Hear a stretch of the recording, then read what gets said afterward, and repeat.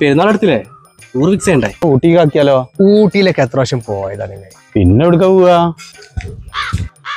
അടച്ചോനെ ആ ബണ്ടലിക കേറിട്ടാ. ആരാണ്? അല്ല അലിക്കാക്കെ ഒന്നും മുണ്ടാൻ നിക്കണ്ടട്ടാ.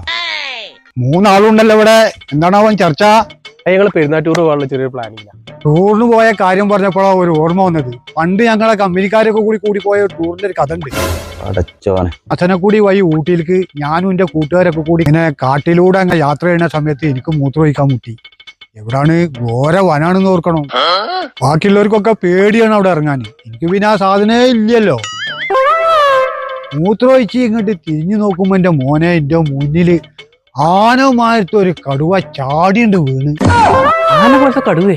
ആടാ, നല്ല സൈസൊക്കെ ഉള്ള ഒരു കടുവ. എന്നിട്ട് ആദ്യം അവരൊന്ന് പേടിച്ച്, പിന്നെ കൂളായി. അവർക്കറിയാം ഞാൻ എന്തെങ്കിലുമൊക്കെ ടെക്നിക്ക് ചെയ്യുമെന്ന് അറിയാം.